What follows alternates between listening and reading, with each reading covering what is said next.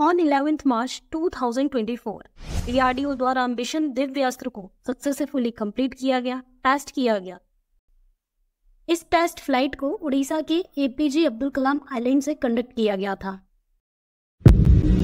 भारत ने अपनी वाइफ का सफल परीक्षण कर लिया है। India's Defense Research and Development Organization, the test fired Agni 5. This particular variant has what is called multiple independently targetable re-entry vehicles. Proud of our DRDO scientists for mission Divyastra.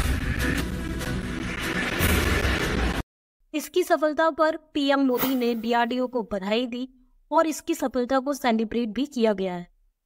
साथियों, कल ही भारत ने MIRV आधुनिक technology से lace लंबी दूरी की क्षमता वाली अग्नि 5 मिसाइल का परीक्षण किया है। Welcome back on impulse union education. मैं हूं मोनिका और आज हम डिस्कस करने वाले हैं कि क्या है मिशन दिव्यास्त्र एंड इसका सक्सेसफुली कंप्लीशन इंडिया के लिए कितना इंपॉर्टेंस रखता है। अगर आप इस चैनल पर नए हो तो वीडियो को लाइक करें एंड चैनल को सब्सक्राइब करें for more videos and notification. Now the question is what is mission Divyastra. Mission Divyastra basically missile अग्नि 5 का सक्सेसफुल टेस्ट था but with advance technology which is MIRV। नवंबर 2021 में जो टेस्ट हुआ था वो न्यूक्लियर कैपेबिलिटी बेस्ड वर्जन था अग्नि 5 का, और अभी जो टेस्ट हुआ है 2024 में वो एडवांस वर्जन है अग्नि 5 का ही।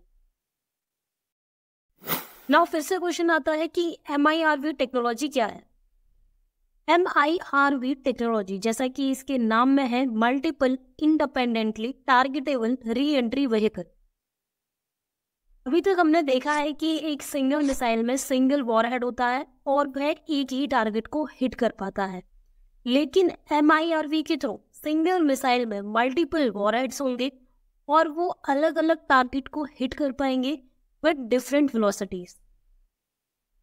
MIRV की बात करें तो ये कोई नई टेक्नोलॉजी नहीं है। तो जो सबसे पहला मॉडल था वो था मिनटमैन 3, जो कि American land based intercontinental ballistic missile थी।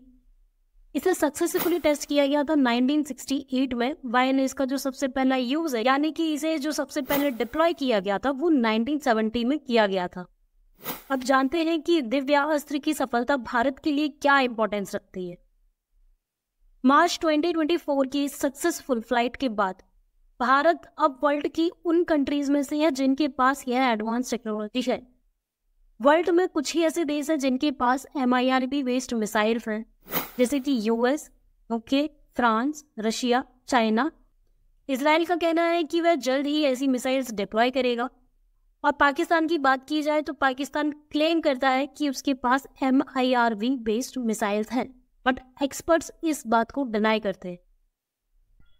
रेंज की बात की जाए तो रेंज है 5 से 7,000 किलोमीटर, जो कि ऑलमोस्ट पूरा एशिया, कुछ पार्ट ऑफ यूरोप एंड कुछ अफ्रीका का पार्ट कवर करती है। स्ट्रेटेजिक पीस के लिए इंडिया के वेपन्स का मॉडर्नाइजेशन होना बहुत जरूरी है, क्योंकि अगर हम चाइना को देखें, चाइना ने 2024 में अपने डिफेंस बजट को 7.2% से बढ़ा दिया है, जो कि अभी $231.4 बिलियन है। और उसी के अपोजिट अगर हम इंडिया को देखें तो इंडिया का जो डिफेंस बजट है 2024-25 का वो $75 बिलियन है। और चाइना एशिया की वो कंट्री है जो सबसे ज़्यादा डॉलर्स खर्च करती है अपनी डिफेंस एंड रिसर्च पर।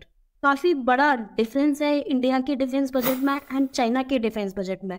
इसीलिए चाइना हमसे in terms of technology in defence 10 साल आगे चल रहा है। इसका एग्जाम्पल MIRV टेक्नोलॉजी ही है। चाइना ने इस टेक्नोलॉजी को 2015 में ही डिप्लॉय कर दिया था, पर उस समय इंडिया में यह अंडर डेवलपमेंट फेज में था।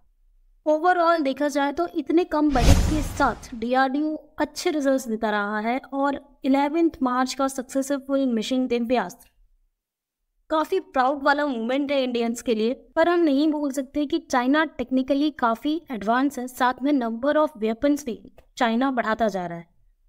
हमें अपने आप को इसी तरीके से डेवलप करते रहना है, टेक्निकली और एडवांस होते रहना है, और साथ ही डिफेंस बजट को भी बढ़ाना है ताकि डिफेंस सेक्टर में काम कर रही एजेंसी जैसे DRDO, बार्क, हाल और इसरो खुल के काम कर सके विदाउट बजट टेंशन। ताकि हम फ्यूचर में चाइना के साथ एफिशिएंट तरीके से compete कर सकें। Thank you.